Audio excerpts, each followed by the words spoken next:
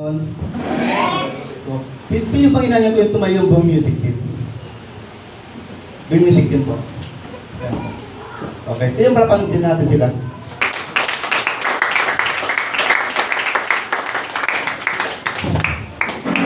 Thank you. Kasi kung nahanap po natin yung ano, hirap pa.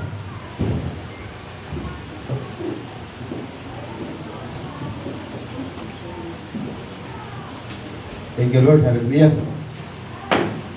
By the way, magpapasalamat sa ating mahal na Panginoon. Muli maraming salamat sa inyong music team sa kabila nating tugtugan. Dito lagi hadlang upang mapigilan sila sa pangunguna na po. Pray pa sa ating buhay sa buong music team. Thank you, Lord. Hallelujah. Magpapasalamat sa ating Diyos na buhay at pa'y muli magamit po ng ating mahal na Panginoon upang magpahayag po ng kanyang kabutihan sa tulong niya. Sa malaking pribileyo po, ang magamit niya po at makapagpahayag ng kanyang mga salita. Hindi po lahat nabibigyan po ng pagkakataon. Kaya sabi ko nga sa akin, sa asawa, kapag nabigyan ka ng pagkakataon na magturo, sutit na ibigay mo ng pinaka-the best. Kasi hindi po nga lahat ay nabibigyan po. At hindi po ganun kadali ang maging tagapagturo. Kasi mas doble po ang parusa ng mga nagturo kaysa po sa mga nagkinig. Amen po ba? So, praise the Lord. At mapasin po natin, ito ang buwan po ng ating buwan ng Nobyembre, ating pinag-aralan sa ngayon is all about heaven and hell. Tama po ba? Sa dalawang linggo na ating pong nakaraan, na mga topic nila Pastor Joshua at Pastor Sunny, is all about hell. So sino po nakakalang itinuro ko ni Pastor Joshua? First Sunday po. So ano bang sinasabi ng Biblia ang impyerno? Ano bang katulad niya? Ito po yung po ni Pastor Joshua at kay Pastor Simon po, how to avoid or how can we avoid heaven? Okay? Or hell. So paano natin maiiwasan ang mapunta sa impyerno? So nabanggit ko na ninyo kanina na dito pangalan kasi yung aircon po natin ay medyo naglulugo po, ano? Okay, medyo nakandam po tayo ng init, ng pawis, ano po. Pero sa amin, ito pa lang ay parang di pa ganun. How much more po yung impyerno na napag-aralan po natin nakarang araw po, ano? Nakarang linggo. So ang topic ko po sa inyo umaga ito is all about naman po heaven. Okay? So, tapos na po tayo sa tema po natin patungkol sa impyerno. And I hope and I pray na yun pong itinuro ng dalawang pastor po natin, ito po ay tumatakbo sa ating kaisipan, sa ating puso, at ito po ay magsilbing paalala na hindi po biro ang impyerno. Hell is real, mga kapatid. Totoo po ang impyerno. Okay? At kung tatanungin po natin sa kalsada, kahit sinong tao mong tanungin, saan mo gusto mapunta? Langit. Walang nais pong mapunta sa impyerno. Ang problema, yung kailang nilalakaran na pamumuhay ay papuntang yun, no? Kumbaga taliwas sa gusto nila. Parang gusto mong pumunta ng Cubao, ang silagay mong jeep papuntang Puguio. So nagkaligalugaw tayo doon. So dapat kung papunta po natin langit, dapat ang pagtunan po natin ay walang iba ay patungol po sa langit. Amen po ba mga kapatid? Praise God. At kaya po tayo napunta sa langit at impyerno kasi hindi po ba nagdiriwang yung iba. Iba pinagdiriwang kasi nila yung araw ng mga patay, araw ng mga kaluluwa. Pero katotohanan po nito mga kapatid, tayo po ay napalaya na sa ganong mga tradisyon. So I hope and I pray na wala na po tayong yung mga nagtisindig pa ng mga kandila sa kanya-kanyang pintuan o sa gate. Sa iba kasi, lalo sa probinsya namin, hindi pa Kristiyano, ipinaghahanda pa nila ng pagkain. Tama po ba? Yung nag-aalay na sa nicho, sa puntod, ng mga pagkain or something else. So sa atin po, ay wala na po tayo doon. At sa umaga ito, ang pag-aaral po natin ay patungkol sa langit or heaven. At ito po ay matagpuan po natin sa Book of Philippians po. Yan. Tayo po tayo lahat at sabay-sabay po tayo magbasa ng kanyang mga salita.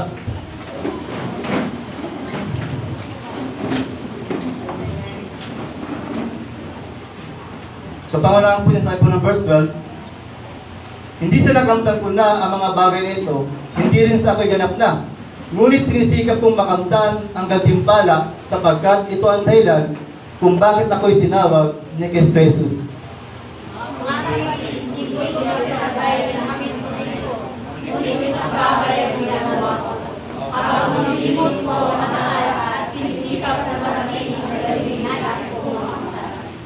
Nagpupunyagi ako patungo sa hangganan upang makamtan ang gantimpala ng pagkatawag sa akin ng Diyos sa pamamagitan ni Kristo Jesus, ang buhay na nasa langit. Ganyan ang dapat ang nag-isipan natin magpapadalas sa pananampalataya. Kung hindi ganito ang iyong pag-iisip, ipapaunawa yan sa iyo ng Diyos. Ang mahalaga ay panghawakan natin ang ating nakamtan na. Mga kapatid, magkakaisa kayo mulat sa halimbawang ipinakita ko sa iyo.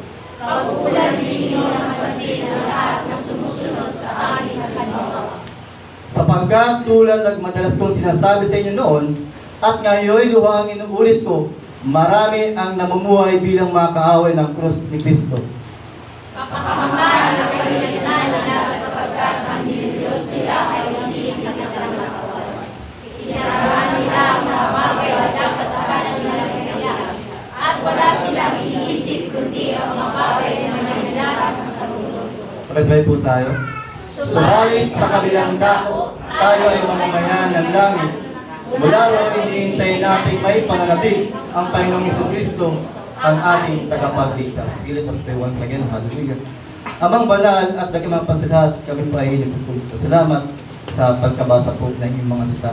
Salamat o Diyos sa napakagandang umaga na ipinalas ng muli ang ganda ng iyong mga niligtas o Diyos. Natunay nga po Lord na kayo pong muli ang siyang nagtagumpay sa buhay ng bawat isa. At salamat o Diyos na kayo po ang kalangduna sa umaga ito, God. At kaya mo Lord, sa umaga ito, sa patuloy po namin pag-aaral, pagbulay-bulay po ng iyong mga sita, buksan mo o Diyos, yung pong espiritu ng pag-unawa, kaisipan, ang mga puso, upang sa gayon, anumang salita ang maayag sa umagang ito po ay magsibing pagpapala, kalakasan po namin pagpapatayo o Diyos. Upang sa gayon, sa muli mong pagbabalik, kami po yung matagpuan ng walang bayad kapintasan ng Diyos. Kaya mo God, sa umagang ito, na maranasan po namin ang dakilang kapangyarihan mo sa buhay ng bawat isa. Tabihan mo kami ng Banal Spirit upang sa gayon, hallelujah, ay kailan po ang siyang may taas sa aming pong kalagitnaan. At ako po, niyang gamitin sa umagang ito, mahayag po ang iyong mga sita ng ayon po sa iyong kalooban. Hindi po ang aking sariling may taas, kundi kailangan siyang makapurihan, madakila sa aming pong kalagitnaan. Ngayon, sa umagang ito, binabalik po namin sa inyo ang pinakamataas na papuri, pasalamat, pagsamba, dahil sa Panginoon Jesus, ang lahat po magsabi ng Amen. Mga kaupo na po.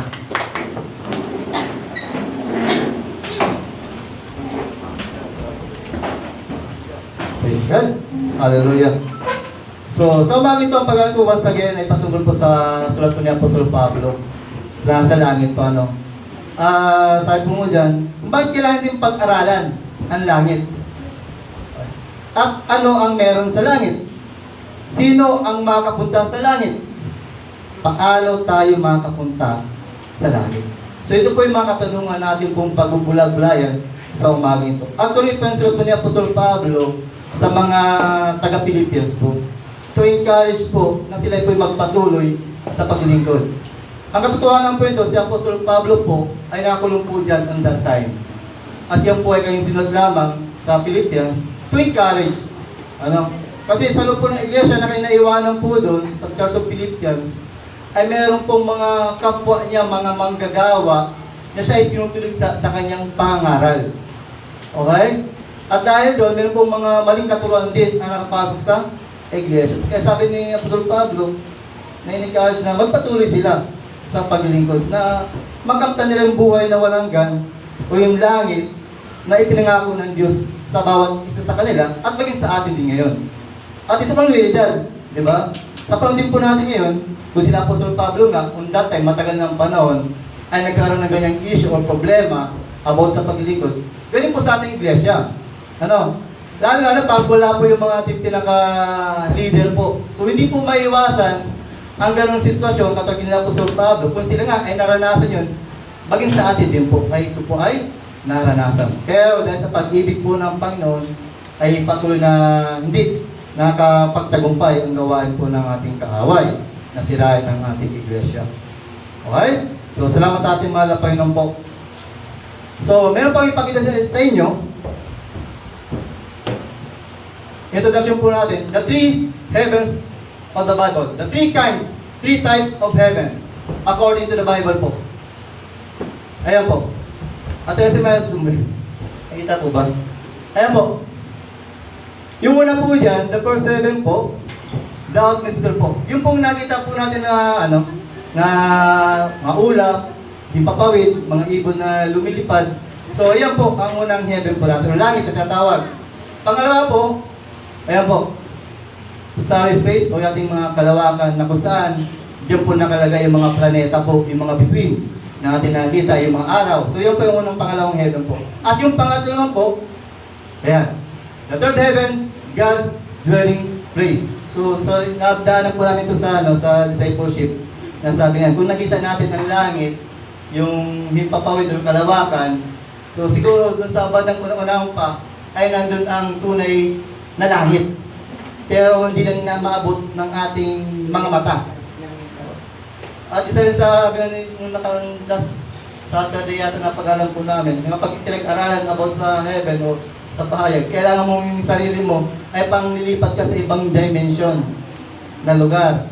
So dapat tayo bilang isang Kristyano, ang hangarin po natin ay makapunta po tayo sa langit o sa third heaven na kung saan kasama po natin ang ating mahal na Panginoon. At ito po ang ating hinahangad kung bakit tayo nandito sa umagang ito.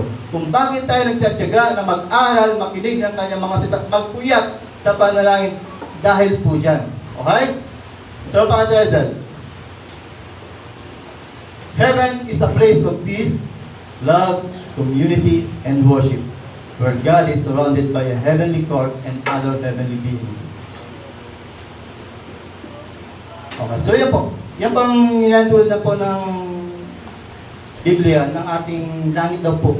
Ating hinahangad na makamtan ay puro kapayapaan, pagmamahal, community with the fellowship with one another, mga Kristiyanong matapat, and worship. Kaya mapansin natin, itong ginagawa po natin, ito po yung pinaka-training ground po natin. Upang sa ngayon, kapag nandun tayo sa langit, sa biyaya po ng ating mahal na Panginoon, meron tayong ideya kung ano ating gagawin doon. Tama po ba? At pag tayo sabihin, kapayapaan, ito yung mga kapaligiran natin. Ito. Paano tayo magkakaroon ng kapayapaan kung ang mundo natin ay magulo na? Pero kayang gawin ng Panginoon. Amen? Siyempre, love. Pinaka-the best po sa lahat ng pag-ibig. So, ang pinaka-tema po natin, ito po. Why is it necessary for us to study about heaven? Bakit kailangan nating pag-aralan ang tungkol sa langit? What? Ito pang katulad ng kapal. Heaven is real din po. Kung ang impyerno ay totoo, totoo rin po ang langit. Meron ba nakapunta doon? Meron na ba? Wala pa? Meron na po nakapunta doon. Okay, na tao. Si Apostol Pablo po. Pero hindi niya alam kung hindi pangitain or panaginip. Pero siya po nakaking nasa ikatlong langit. So hindi niya nagpaliwanag kung anong meron doon. Okay? So siya lang po yung tao na nakapunta ng langit yung pinakita sa kanya ng Panginoon. So ibig sabihin, totoo po na meron talagang langit. Pero on that time, si Apostol Pablo, na siya nga nagkatiwala na ipakita sa kanyang ikatlong langit, ay binigyan din po ng, ng sakit o karamdaman para hindi siya magmalaki sa kanyang sarili. Actually, yung pagkasulat niya dun, hindi yung tinukoy yung sarili niya. Sabi niya, meron ko isang kilalang Kristiyano na nakating na sa ikatlong langit. Pero alam daw, pagbabasahin mo, siya, pagbantay ka ba, siya yung tutukoy niya yung sarili niya. Pero sa umpisa, hindi po siya inintus ang kanyang sarili. Okay. Pero sabi ko nga, parang may encouragement tayo na magpatuloy. Kasi kung wala po tayong iniim sa ating pagsunod o paglilingkod sa ating malapay noon, bilang isang Kristiyano, bakit pangako ng ating malapay na langit ay hindi po natin makamtan? Okay? Ulit, why is it necessary to study about heaven? It is necessary to study about heaven because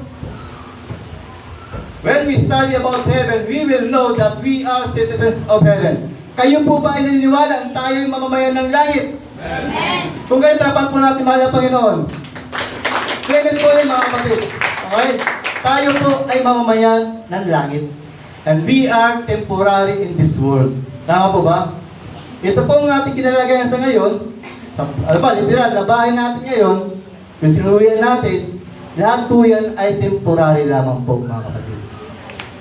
At maging tayo din ay temporary lamang. At ang lahat ng bagay na nasa atin sa ngayon ay temporary lahat. Okay? Lahat ay mawawala, lahat ay madudurog. Sabi po ng Book of Matthew sa kanyang muling pagbabalik, walang matitirang bato sa kapwa niya bato. So ibig sabihin, totally destruction ang buong mundo natin sa muli niyang pagkabalik. Okay? Pero dapat tayo, sabi nga, kiniklaim natin, we are the citizens of heaven. Tama po ba mga kapatid? I-claim niyo po yan. Na tayo ay mamamayan ng langit. Pakipatrazal. Subalit, sa kabilang dako, tayo ay mga mamamayan ng langit. Mula roon, hinihintay natin may pananabik ang Panginoong Jesucristo, ang ating tagapagligtas. So malinaw po yan mga kapatid. Sabi niya Apostol Pablo sa mga Church of Philippians, kayo ay mamamayan ng langit. At maging tayo din po, dahil sa ating paging pag-isa, sa ating mahal na Panginoong Hesus, through our faith, tayo rin po ay naging mamamayan ng langit. Okay? At dahil tayo mamamayan ng langit, ano ang dapat nating gawin? According to our passage. Kasi maraming pong versikulo ang binibigyan ng Biblia kung paano tayo maging mamamayan ng langit, kung paano tayo makakapunta ng langit. Pero dito muna tayo sa ating mensahe po natin, sa passage po natin. Okay? So ano ang gagawin natin? Kung ako, pag sabi ng sarili, ako ay mamamayan ng langit. Ako ay mamamayan ng langit. Kaya di ba mga kapatid? How did we become citizens of heaven? Paano tayo naging mamamayan ng langit? Lahat ba ng tao ay mamamayan ng langit? Hindi. Lahat lang po na sumampalataya at nakipag-isa sa Panginoong Hesus. Ngayon, yung mga tao na hindi po sumasampalataya at kumikilala sa Panginoon Hesus bilang Panginoon at sarili tagapagligtas, saan sila mamamayan? Yung kasi criteria so kailangan natin manampalataya sa ating Panginoon Hesus upang tayo ay makapunta sa langit. Kaya sa loob ng isang buwan, ito binabahagi natin mga tagapagturo para kung tayo, praise the Lord, kung sa atin, kung tayo pinakatiyak na tayo makapunta sa langit at mamamayan ng langit, paano po yung mga iba na wala pang pagkakilala sa Panginoon? Okay lang po ba sa atin na tayo doon sa langit ay nagpupurit, magpasalamat sa Diyos, sumasamba, walang kagutuman, walang kahirapan, puro kapayapaan, puro pag-ibig? Yung maiiwan po natin.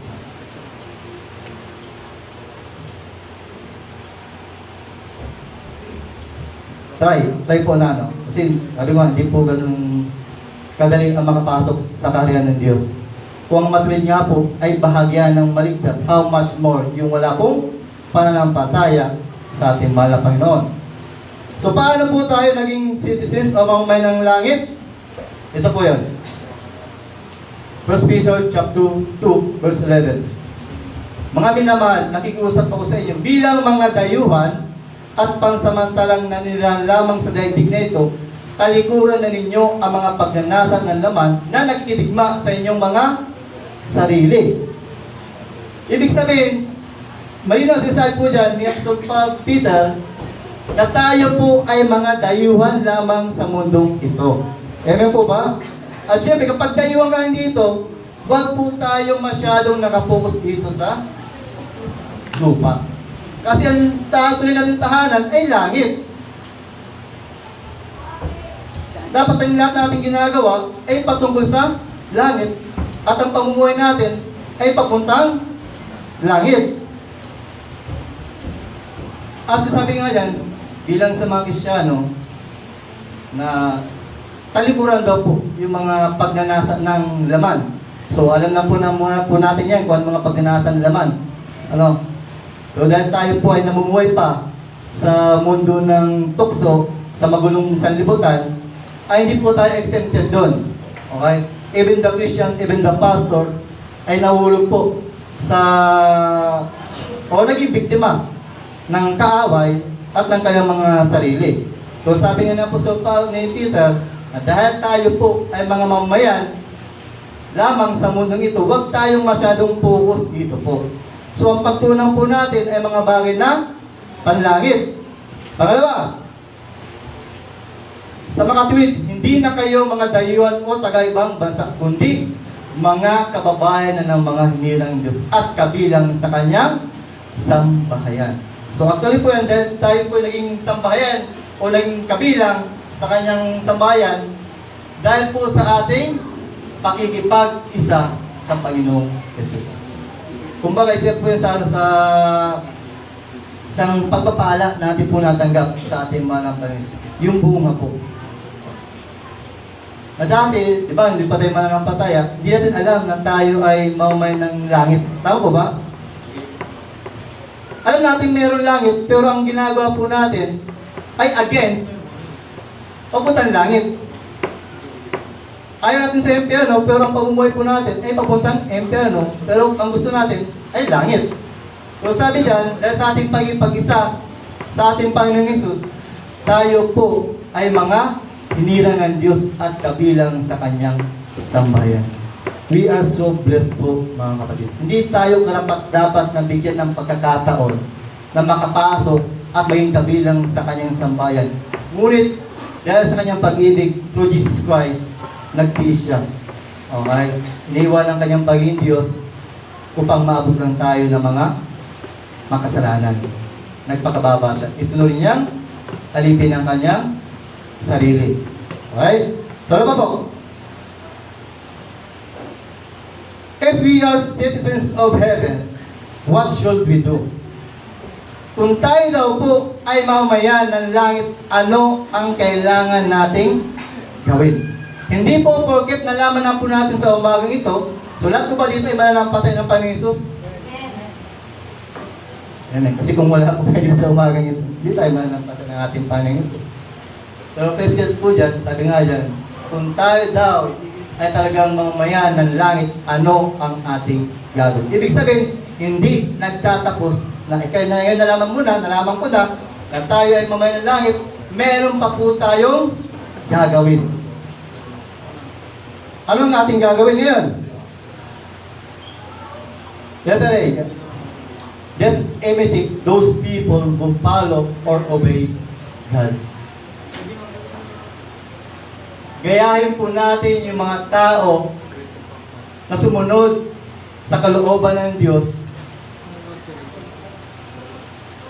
para sila po ay makamtan nila yung langit o yung buhay na walang hanggan na nandun po sa kalangitan. Nakapiling po ng ating mahal na Panginoong Hesus. So gusto yung pati ng Apostol Pablo dyan, na sabi po dyan, tayo ba Teresa? Kapahamakan ang kailatan nila sapagkat ang diniyos nila ay ang hilig na laman. Ano pa? Yan lang?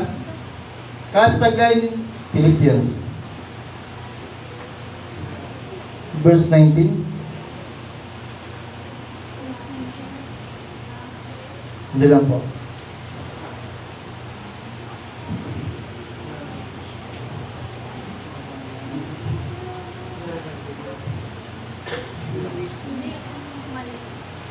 Sabi kasi lang sa verse 16 yata, madam, na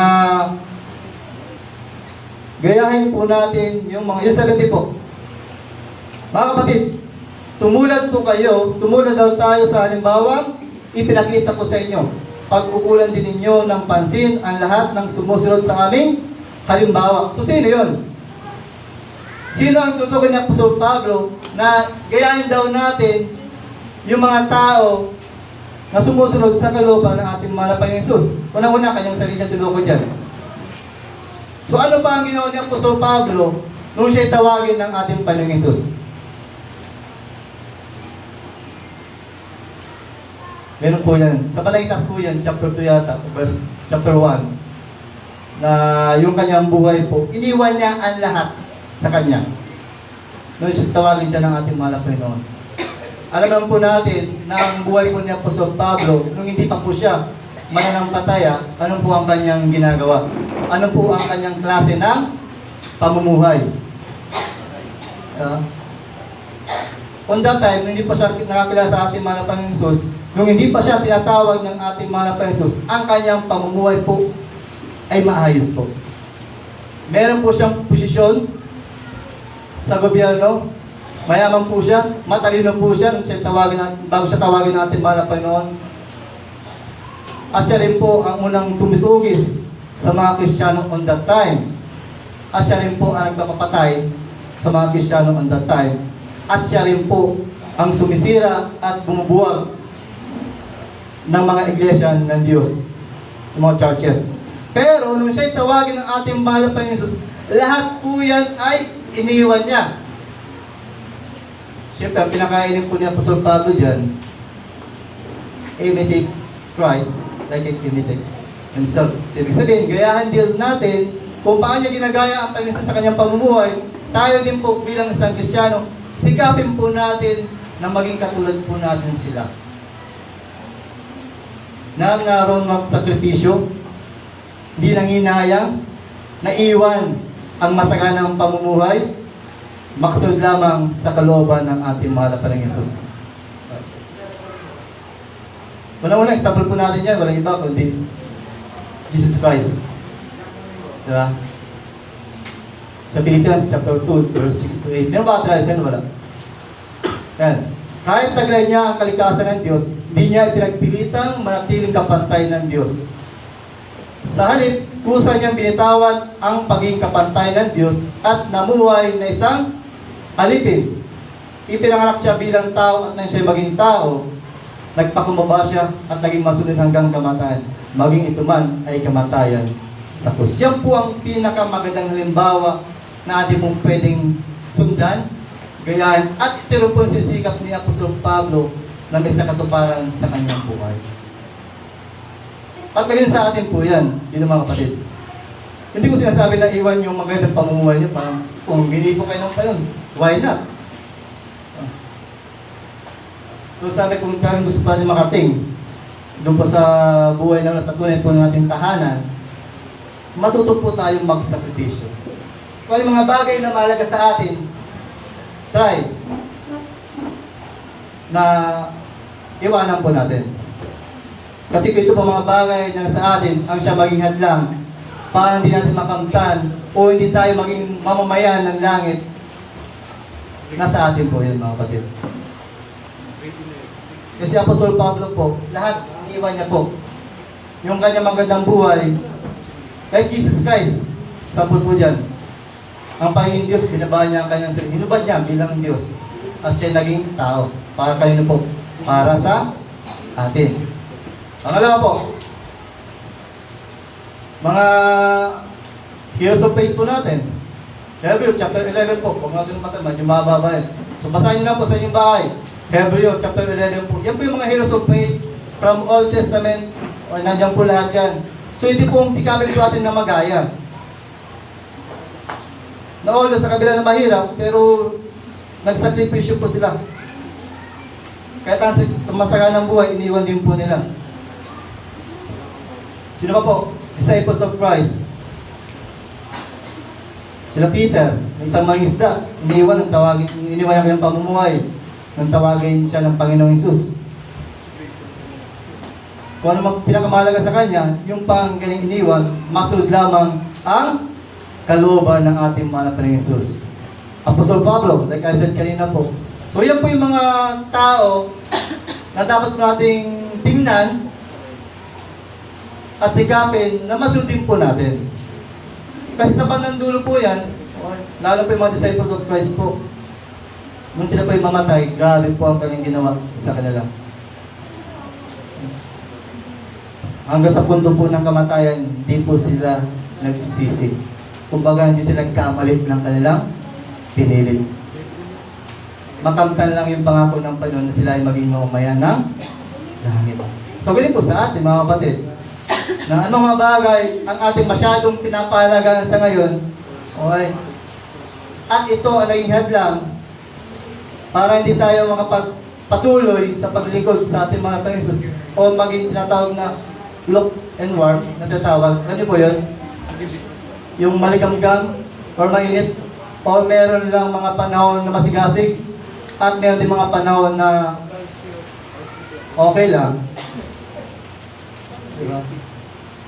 May pala na gusto lang magpuli sa Panginoon, magsamba, matinang gawain, at minsan hindi. Sayang. Kasi sabi ni Pastor, feeling lang daw yun. Okay. Pero, salamat sa ating mga Panginoon dahil nandito kayo sa umagang ito. Amen? Dahil muli, nagtagumpay naman ating Diyos sa ating buhay. So, hindi lang ang mga bagay-bagay sa mundong ito upang hindi natin makamtan yung buhay na walang hanggan, na walang iba kundi ang langit. So, dapat maging balansin lang po tayo mga kapatid. Praise God, kung tayo po ay nagkakapala natin malapay ng sa ngayon, okay, galing sa Diyos yun. So, huwag tayong matinis sa ganung kalagayan. Especially pag sa mga financial po. Yan po namin na pakinggan na isang, sabi niya, ang salapi daw po ang yaman or pera ay neutral yan. Okay.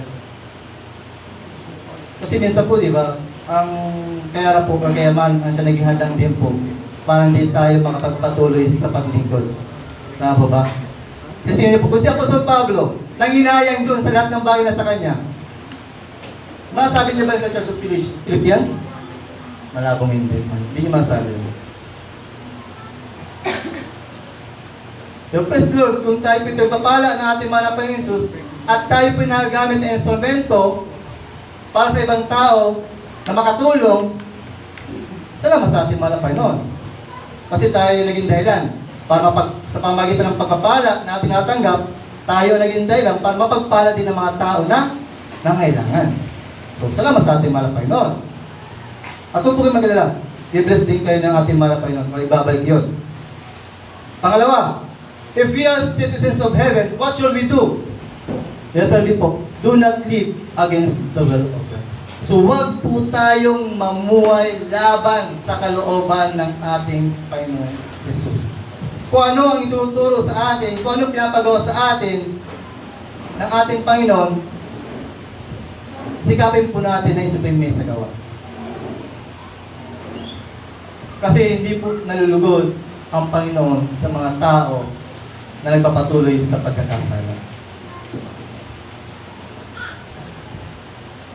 Ano po sabi ng Biblia po?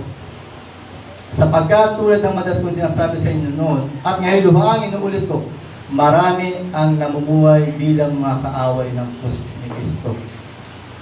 Kapamakan ang kahinatnan nila sapagkat ang dinudiyos nila ay ang hilig ng kanilang katawan, ikinararangan nila ang mga bagay na dapat sana nilang ikahiya at wala silang iniisip kundi ang mga bagay na may kinalaman sa mundong ito. So, ibig sabihin ng taong tinutuloy ni Apostol Pablo dyan, okay? I think nawala hindi ito isang Kristiyano. Kasi kung isang Kristiyano to, ay kawawa naman ito. Kasi sigurado meron naghihintay na kapamakan sa kanya. So sabi nga dyan, sapagkat ang dinudus na ang hilig ng kanilang katawan. Ano ba ang hilig ng ating katawan? Diba sa Efeso? O sabi natin, yung mga bisyo wala na on that time. Sa panahon natin ngayon bilang isang Kristiyano. Dahil tayo ay napalaya na. Naging alipin na tayo ng Espiritu Santo ng ating mga Panginoong Jesus. Pero meron po isang hilig ng katawan, yung parang lahat na ng bagay na ginagawa ay para sa iyong sarili. Yun, yan, sabi pa sa pastora, self-centered na tinatawag po. Yung puro inisip ng palaging sarili mo lang, ako. Kung yung para sa Diyos, wala na. Tapos, sinasabi natin na tayo ay mamamayan ng Diyos, pero mas priority natin ang ating mga sarili. Dito po nakakatakot, sabi niya, no? Ang dapat sa ikahiya, parang ipinagmamalaki pa.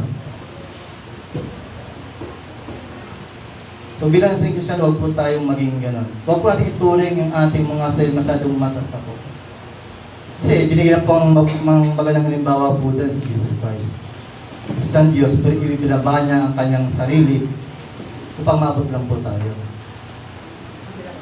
At yun sisikapin din po natin. Kasi kung nasa ganun po tayong sitwasyon bilang isang Kristyano, sabi ko kanina, sa introduction ko po, sa Church of Philippians, merong mga manggagawa din po doon na merong tumutulig sa katuruan ng ating Panginoong Hesus to Apostle Paul. At meron siyang itinuturo, yun about sa paglilinis po, na maging po doon, na wala tayo doon. So, ibig sabihin, kung tayo po yung mga Kristyano sa ganun pang mga pamahiin, tiyak na kapahamakan ang ating kainatnan. So, ayan po, malinaw po yan. Kung tayo po'y tunay na mamayan ng langit, huwag po tayo maging self-centered. Okay? Self-righteous na tawag ka po yun. Yung puro ikaw na lang, ikaw na lang. Kung balang achievements mo, dahil sa'yo. Sabi ko, Pastora, ako lang daw ang palaging tama. Kung ba tayo palaging tama, wala pa tayong panang magkamali din tayo minsan. Kaya, tao lang po tayo. Pero we try lang naman eh.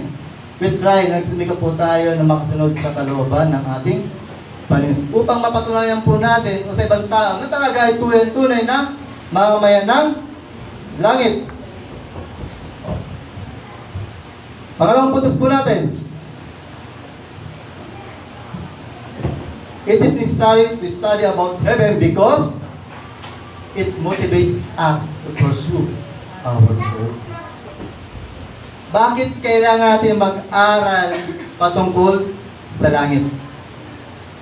Sapagkat ito po ang magbibigay po sa atin ng motivation upang tayo po ay magpatuloy sa ating hinahangad or minimiti. So, ibig sabihin lahat tayo bilang isang Kristyano, dapat meron po tayong hinahangad sa paglilingkod po natin sa ating mahal na Panginoon.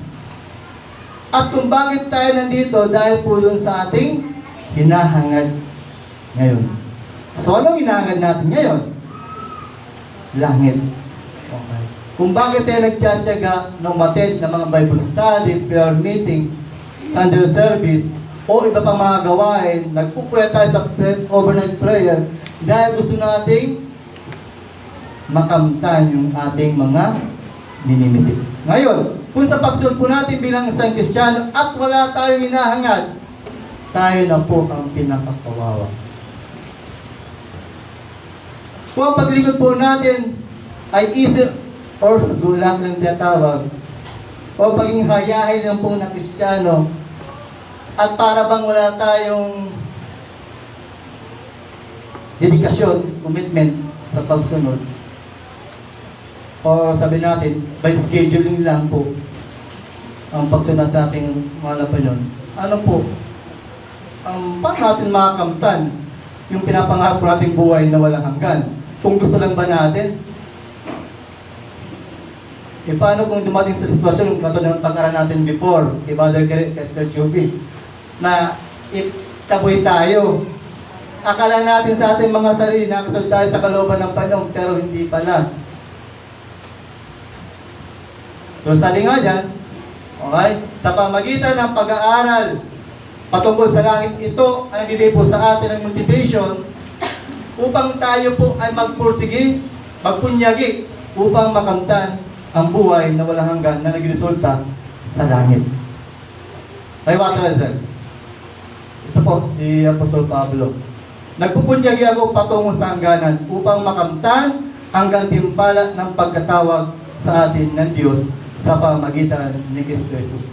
Ang buhay na nasa langit. Ang malaga ay panghawakan natin ang ating nakamtanan. Pero Brother Raymond, nandito po tayo sa lupa eh.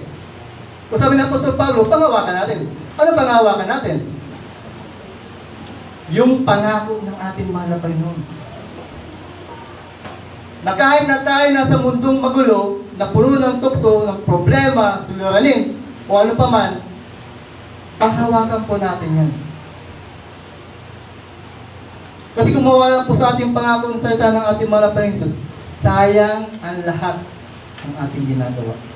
Sayang ang buhay na inalay ng Diyos sa atin. Andito na po tayo mga kapatid. Naumpisa na po natin. Huwag na po tayong magpatumpik-tumpik pa. Kung noon, mapusigido tayo, mas doble pa po natin. Lalo isa ngayon. Kasi ang buhay po natin, kayo po sa labi na yung pastor, kayo nag-extra na niya. Diba? Buti na lang, naging anak siya ng Diyos. E paano kung hindi siya naging anak ng Diyos? Napakapalad po natin mga kapatid. Ang buhay po natin, ang kamatayan po ay hindi po atin hawak ang buhay po natin. Ang Diyos lang po ang merong karapatan. Pero bakit meron namamatay na may klang kabaong? Kaganamtaman, Diyos ang laki. Pero bakit ganun? Kung masyado tayo nakapokus sa mga bagay nito at naabutan tayo ng kamatayan, sayang po. Okay? What we will do to achieve our goal? Kapatid. So ano ang gagawin natin upang makamtan po natin ang mga bagay nating hinahangad sa ating Diyos na buhay? Yung po nagresulta ng sa langit. Ito ay, forget the past. Kalimutan po natin ang ating mga nakaraan na. Si Apostol Pablo, on that time, yung mga bagay na kanya nakamtan, iniwan niya ito lahat. Bakit? Ba't iniwan niya? Kasi posible ito maging dahilan upang hindi siya makapagpatuloy sa pagsunod sa kalooban ng ating Panginoon Jesus. Kung nakatingin siya sa kanyang sarili bilang isang mata sa tao, hindi niya makakamtan yung kanyang layunin o kanyang minimitik. Nabuhay na walang hanggan, nasa kalangitan, kapiling po ng ating mga Panginoon. Kaya sabi niya sa mga Church of Philippians, forget the past, kalimutan mo na yung nakaraan. So maging sa atin yung pagbilang mga Kristiyano, ano ang mga bagay sa atin na sa tingin po natin sa bagay. Mga kapatid, tayo lang po ang nakakaalam kung ano ba ang mga bagay na yon ang siya naging hadlang upang hindi po tayo makapagpatuloy sa ating layunin. Meron po tayo kanya-kanyang kaisipan po. At meron po tayo kanya-kanyang level ng pananampalataya. At meron din po tayo kanya-kanyang level ng pagsunod upang makamtan yung ating minimitik na walang iba, yung langit. Pagkamadrasan, mga kapatid, hindi ko pinapalagay na nakamit mo ito. Ano mga bagay na yun? Mga accomplishment na ito sa buhay. Iniwan niya yun. Ngunit isang bagay yung ginagawa ko, habang nililimot ko ang nakaraan, at, pagkibasa nga po,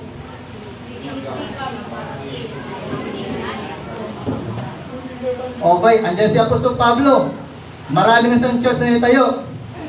Pero hindi siya natili doon. Hindi porket matatag na siya sa kanyang pananampalataya, ito siya, nagpapatuloy siya upang marating daw ang layunin niya na nais niyang makamtan. Yung plano po ng Diyos sa kanya. Ang hirap po nun, di ba?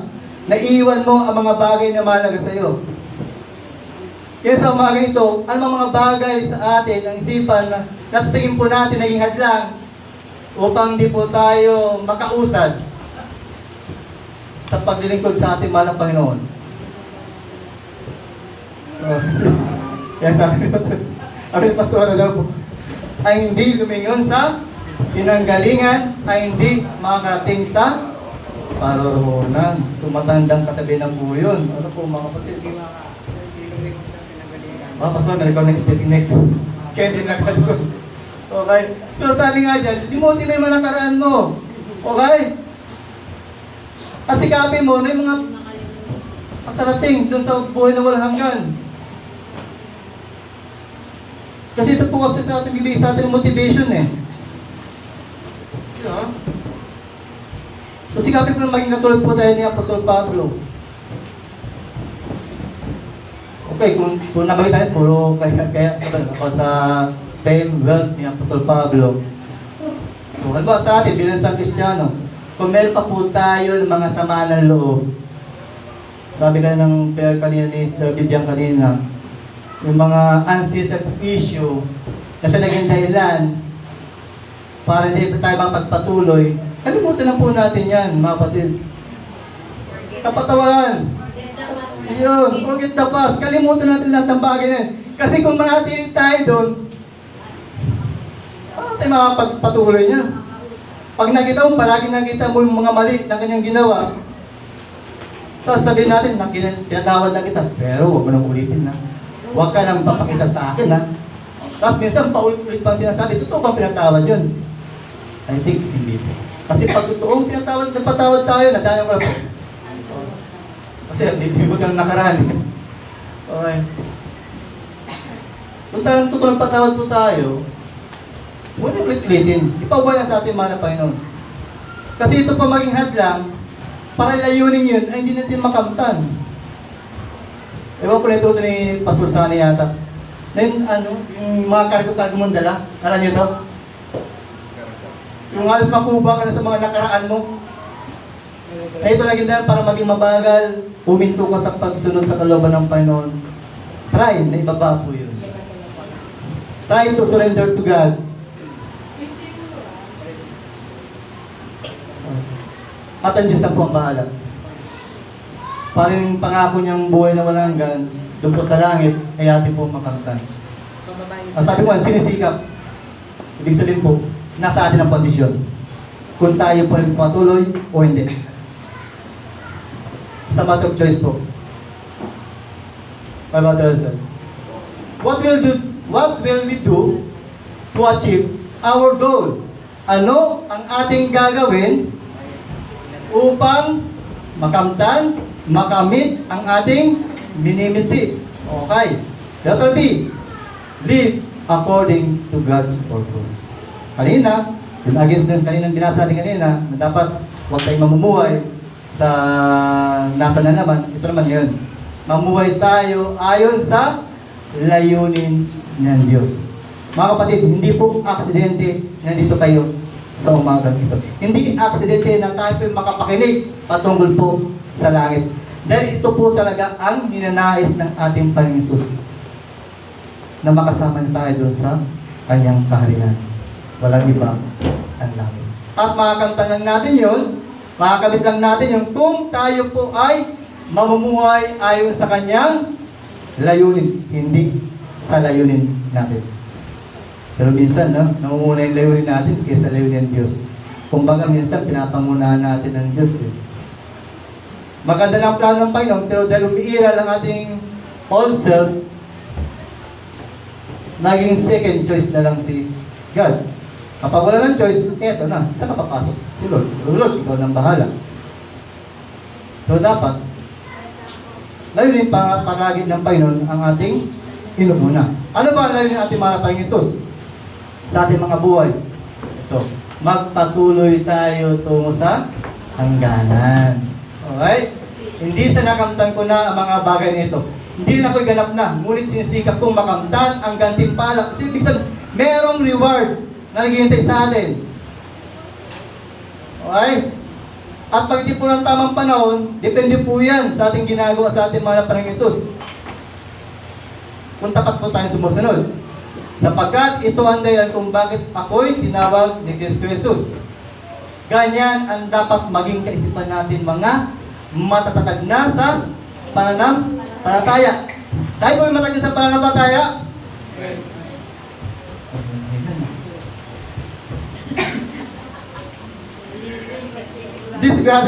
Di daw sigurado kung matatag na sa pananampalataya. Ito po yung kahalagang mga kapatid kung bakit kailangan po natin magsakripisyo, magbigay ng oras para sa gawain ng Panginoon. Upang sa iyo, pag tinanong tayo, ligtas ka ba? Hindi ka magkakabili. Mamay ka ba ng langit? Oo, praise God. Mamay na ko ng langit. Pero kung meron tayong doubt at hindi natin sinasagawa yun, talagang hindi mo masagot kung matag tayong pananampalataya. Pero, huwag po kayong mag-alala, mga kapatid. Kung tayo po ay nagdadalawang isip pa sa ating pananampalataya, kung ako ba ay ligtas na, kung ako ba ay makapasok sa kanyang langit, ito po yan. Kung hindi ganito ang iyong pag-iisip, ipauunawa iyan sa inyo ng Diyos. Andiyan po ang Panginoon sa atin. Siya ang magbibigay po sa atin ng wisdom, knowledge, kung paano po natin may isagawa ang kanyang layunin sa ating buhay.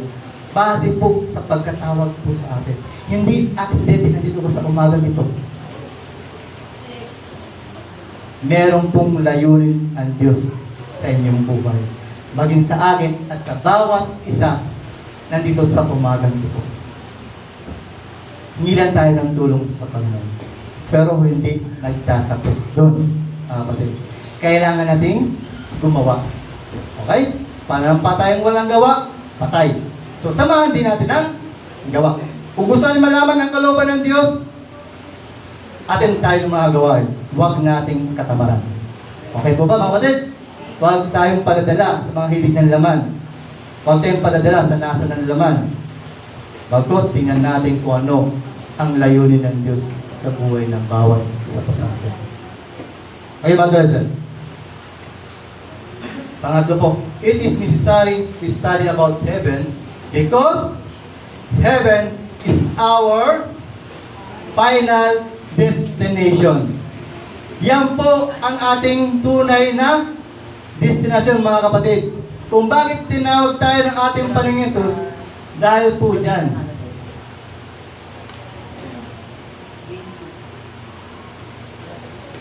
At syempre, kapag yan ang ating final destination, sampo mga palagi, sa ating pag-aaral ng sa mga estudyante na lang. Di ba? Pag ang gusto mo i-course mo na engineer, anong gagawin mo? Sabi ko kay Russell, gusto niya kasi maging engineer civil engineer. From San Lorenzo, RTO yata, kaysa tama ba RTO? RTO gusto daw niya. Sabi ko sa kanya, dapat alamin mo na kung paano papunta ang RTO. Di ba? Kasi hindi pa pwede na papunta ang RTO na wala kang ideya kung paano pumunta doon. Kung anong mga sasakyan mong jeep, tricycle, kung anong mga estate na nadaanan mo. Saan pa lugar ang RTO? Saan lugar ang RTO? Saan lugar ang RTO? Sa Pasig. Rainforest. Baka maya, dahil wala kang ideya, nakala mo ang RTO nasa ibang lugar, mali ka mapupunta ang Antipolo. Diba? So dapat yung estudyante, gusto mo maging mag-aral sa RTO, so pag-aralan mo lang kung mga jeep na sasakyan yung papuntang RTO. Kung saan ka bababa, so dalawa yun, mayroong main sa Mandaluyong So dalawa yun. So ganun po sa langit. Dapat bago tayo makapunta ng langit, o sa ating final destination, alam po na muna natin kung paano ba ang pamamaraan para tayo po ay makapunta sa langit. Para makamtan po natin yung ating final destination. Kaya kung wala tayong ideya, kung hindi tayo maatin ng mga gawain, baka malabo na makating tayo ng langit. Baka ibang destinasyon ang mapuntahan natin. Baka mapuntahan ang destinasyon. Dahil hindi tayo nagsumikap o nagkampante na lang tayo, baka mapunta natin yung pinag-aralan before. Ng 2 linggo. Kaya mga kapatid, huwag tayong manatili sa ating kalalagayan sa ngayon. Try to pursue. Magpatuloy po tayo, mga kapatid. Andito na to Naumpisa na po natin, nakakbang ka na. Nasa kalagitnaan ka na. Buti yung best sa mga senior po natin. Tayo pa medyo bata-bata. Tapos ang mundo pa po natin, walang kasiguruhan. Okay lang si Pastor. Ito po, doon sa ilang. Naka-encourage po sila, Pastor Joshua at Pastor Nini po. Hindi lang po sila. Kundi sa mga senior po natin, na nagsumikap, na Betty, na Royals. Tapos kabila po ng kanyang edad, pero I think naman na Pastor Joshua, matatatag na sila kanyang panampataya, ilan po ba? At sigurado sila sa kanyang kaligtasan. Pero ito po sila nagpupusigin, kahit mayroong naramdaman, hindi hadlang karamdaman Kahit masakit ang ulo, inuubo, may sipon, lagnat. Okay lang.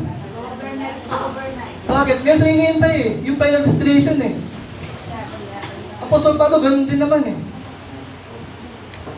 Diba? Sabi ko, kung tayo po isang Kristiyan na walang hinahangad, o baka nasa isipan po natin, ay nakaya kayo kapatid, kung hindi ako atin ng Bible study. Ay malabot talaga mapunta tayo ng final destination. Pero kung layunin talaga natin, ay yung puso talaga natin para sa gawain ng Panginoon, at naghahangad tayo makapunta doon, Praise God. Okay? Ano pa sinasabi ng Biblia po? Nagpupunyag ako patungo sa hangganan upang makamtan ang gantimpala ng pagkatawag sa akin ng Diyos sa pamamagitan ni Kristo Jesus, ang buhay na nasa langit. Subalit, sa kabilang dako, tayo ay mamayan ng langit. Laroy, hinihintay nating may panabik ang Panginoong Jesucristo, ang ating tagapagligtas. So, ibig sabihin, nanabik ba tayo? Apostol Pablo nanabik po dyan, no? Ibig sabihin, kung sakali man, okay? Bawian natin ang buhay. At hindi pa tayo malatna ng ating Panginoon Jesus sa kanyang muling pagbabalik. Dapat sa ating isipan, nakatatak na kagad. Ng Lord, nananabik na ako na kita'y aking makita at makasama dun sa iyong kariat. Kasi di po talagang final destination po natin eh. Hindi po sa kabila. Hindi po sa pangit na lugar. Kundi sa magandang lugar na itinakda sa lahat ng mga sumasampalataya at tumanggap sa Panginoon Jesus. At yun po, walang iba, tayo po yun. At kung sakali meron pa tayong doubt sa ating pagsunod o paglingkod, sabi nga dyan, hingi tayo ng tulong sa ating Panginoon. Ang Diyos po natin ay full of grace. Mabiyaya po ang ating mahal na Panginoon. Hindi niya tinitingnan ang mga pagkukulang natin. Hindi niya tinitingnan ang karumihan po natin. Hindi niya tinitingnan ang pagiging makasalanan natin. Ang nakita po sa atin ay ang katwiran ng ating Panginoon Jesus. Okay ba mga kapatid? Amen po ba mga kapatid? Andiyan pa kayo? Sige, papatimba na Panginoon.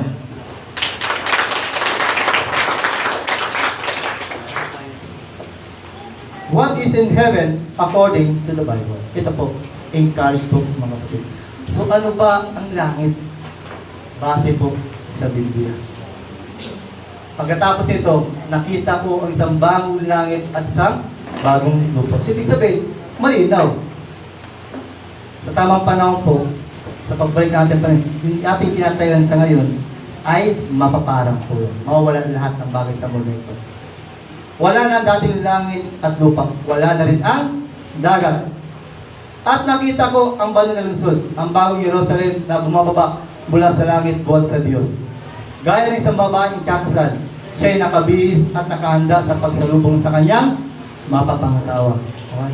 Ang tungkol po yan si Jesus Christ. Jesus Christ is the groom and we are the bride. Tayo po ay kakasal sa ating Panginoong Jesus. Okay? Ano pa?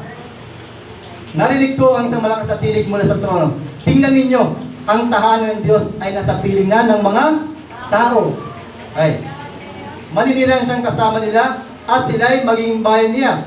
Diyos mismo ang makakapiling nila at siya ang magiging Diyos na. Take note po mga kapatid. Isipin niyo po ito para magbigay po sa ating motivation na magpatuloy po tayo. Isipin niyo na po, ang Diyos natin pinapalanginan, nagbibigay ng lahat ng mga biyaya, yung pinagpupuyatan po natin, pag-attend ng pagpapagal po natin sa mga gawain, pag-mission, tayo welcome. Makikita po mismo natin ang harap-harapan ng Diyos. Di ba napakasarap po? Ilagay niyo po ang sitwasyon na yan sa kalagay po ni Apostol John. John the Beloved po yan is that.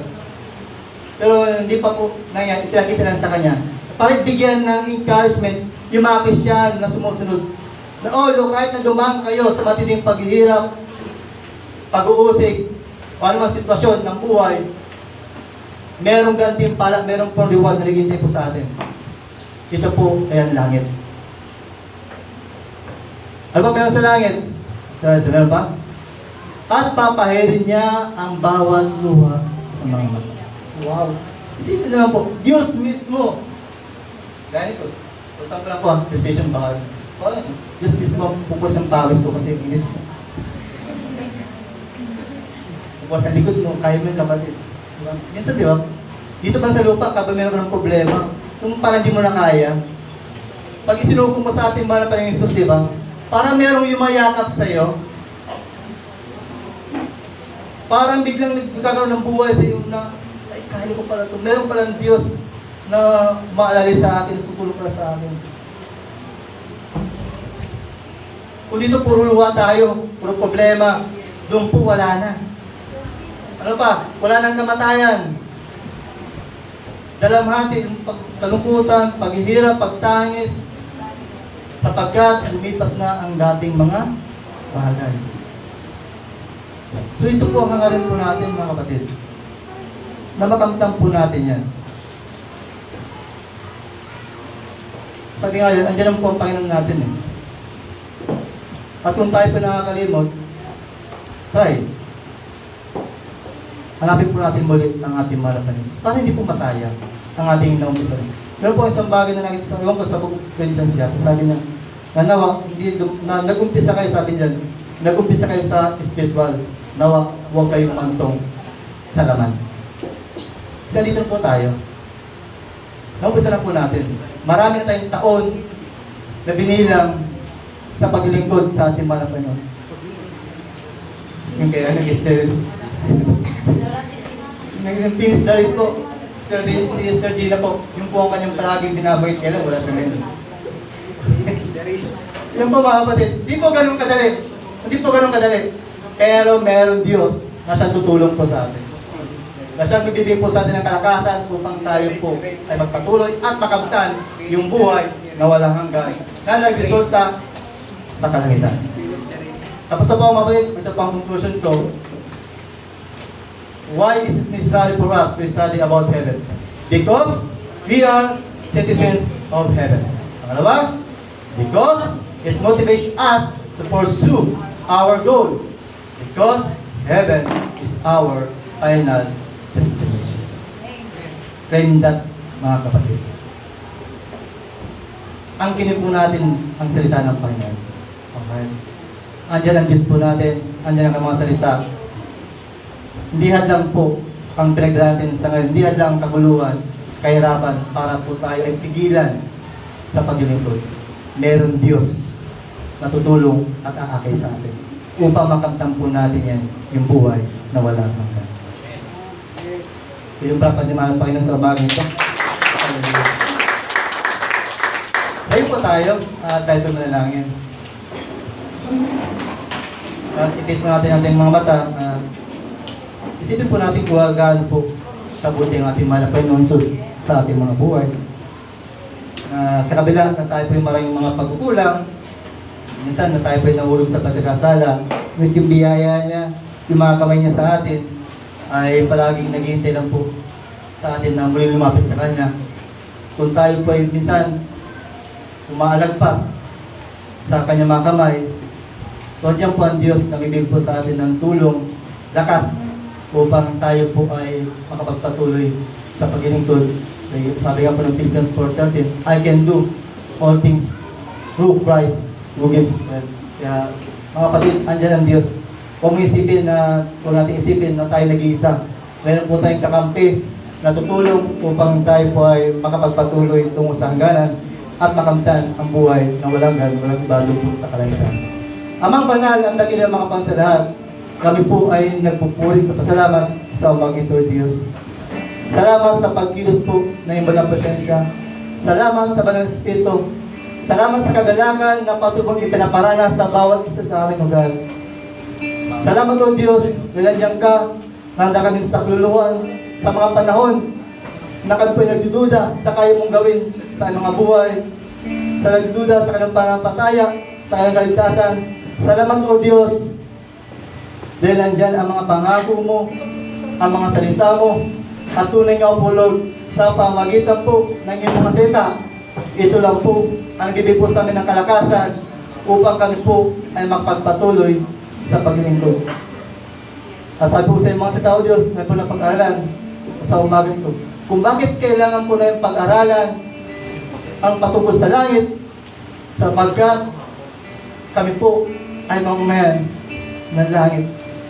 Sapagkat ito po ang mabigay po sa amin ng motivation upang kami po ay magpatuloy sa paglingkod, upang makamtan yung layunin po namin, walang iba ang kalangitan o Diyos.